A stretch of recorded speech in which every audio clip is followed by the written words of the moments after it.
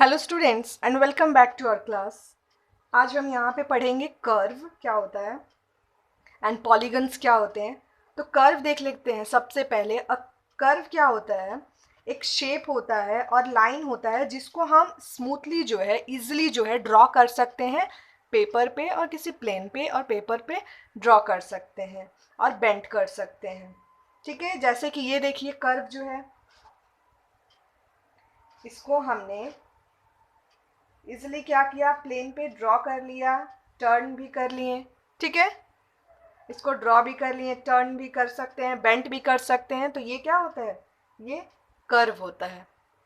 Okay, curve इसी को बोलते हैं। अब टाइप्स ऑफ कर्व जो है डिफरेंट टाइप्स के कर्व होते हैं। जैसे कि ओपन कर्व होता है, क्लोज्ड कर्व होता है। तो देख लेते हैं क्लोज्ड कर्व क्या होते हैं। तो क्लोज्ड कर्व होते हैं जो कि कंप्लीटली क्या होते हैं, लाइन सेगमेंट से, और जो भी कर्व्ड लाइंस है उससे क्या होते हैं, बंधे हुए होते हैं, बंद रहते हैं। मतलब एक कंप्लीट जो है पैक्ड शेप होता है। जैसे कि अब इसको देखा जाए तो ये क्या है, पूरी तरह से क्लोज है, कहीं से ओपन नहीं है, तो ये क्लोज कर्व हो गया। इसको देखते हैं, ये पूरी तरह से क्लोज है, ओपन कहीं से भी खुला हुआ नहीं है, पूरी तरह से ये बंद है, तो ये क्लोज कर्व हो गया। ठीक है, अब ओपन कर्व कैसे हो जाएगा? ओपन कर्व सपोज दैट कि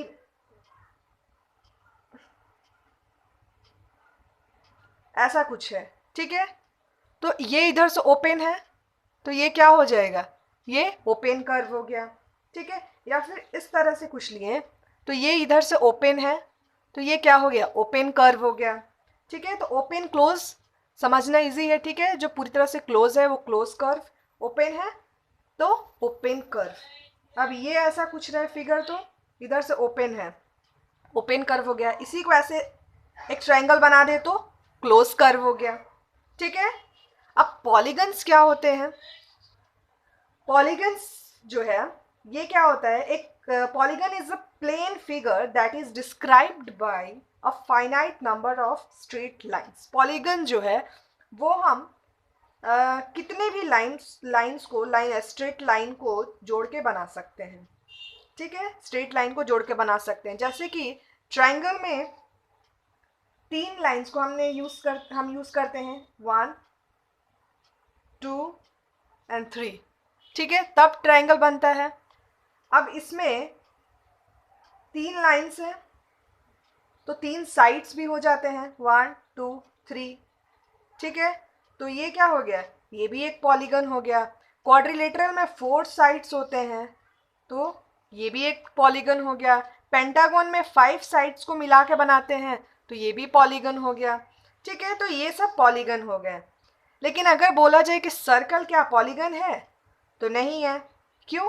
क्योंकि इसमें कहाँ साइड्स है, यहाँ पे कोई साइड्स पता चल रहा है कि साइड है? नहीं है, तो ये पॉलीगन नहीं है। ठीक है, अब जान लेते हैं कि साइड्स, वर्टिसेस एंड डायगोनल्स क्या होते हैं।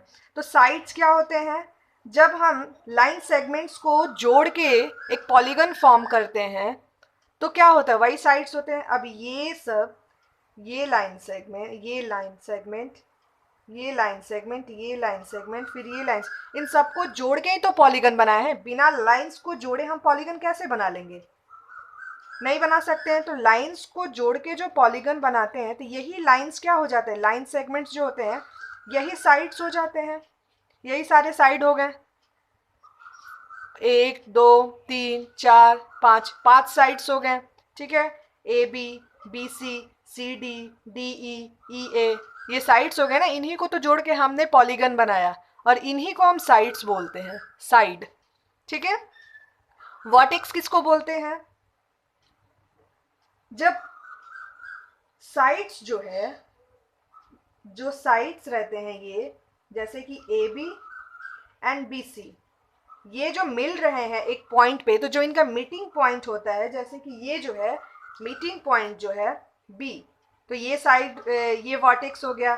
सी भी मीटिंग पॉइंट है तो वर्टेक्स हो गया, क्योंकि यहाँ पे ये दो मिल रहे हैं, दो साइड्स मिल रहे हैं, तो उनका मीटिंग पॉइंट को क्या बोलते हैं, वर्टेक्स बोलते हैं। तो ई डी सी बी ए ये सारे क्या हो गए, वर्टेक्स हो गए। डायगोनल्स क्या होते हैं, डायगोनल होते हैं जब यहाँ पे दो वर्टिसेस को मिलाते हैं हम जब, तो ये डायगोनल फॉर्म होता है। जैसे कि ई सी डी बी ये सब क्या हो गए, डायगोनल हो गए, क्योंकि इस डायगोनल जो है दो वर्टिसेस को जब हम ज्वाइन करते हैं तो डायगोनल फॉर्म होता है, तब डायगोनल बनता है। ठीक है,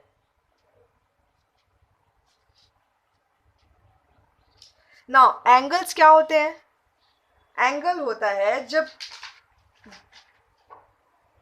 दो रेज जो है, टू रेज जो है वो मिलते हैं एक कॉमन पॉइंट पे। जैसे कि ये एक रे है, ये रे का साइन मैंने बताया था, ये भी एक रे है। ठीक है, अब ये यहाँ पे O के पास मिल रहा है एक कॉमन पॉइंट पे, तो ये क्या हो गया, एंगल बन गया।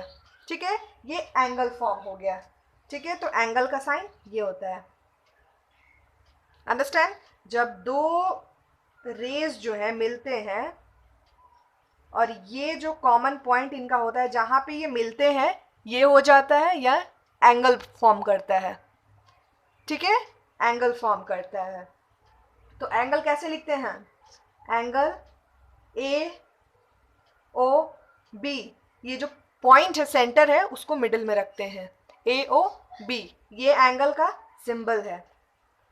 ठीक है, नाउ अब इंटीरियर एंगल और एक्सटीरियर एंगल जान लेते हैं। इंटीरियर एंगल क्या होता है, जब ये जो है,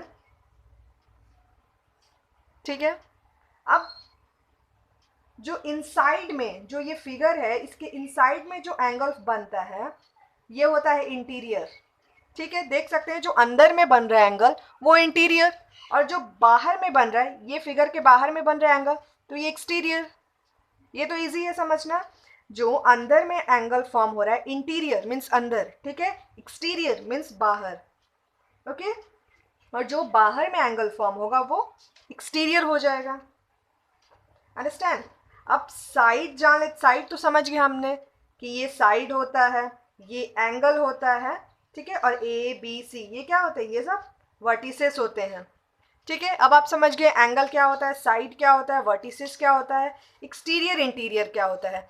अब ये फिगर देखेंगे तो आपको एक्सटीरियर बोला जाएगा, तो एक्सटीरियर में क्या आ जाएगा, ये आर, इंटीरियर में क्या आ जाएगा, ओ, और सेंटर पे अगर बोला जाएगा कि सेंटर पे है एकदम से और ट्राइंगल पे ही है, तो ये क्यू जो एकदम ट्राइंगल पे है। ठीक है, तो hope you understand, so thank you and see you in the next video.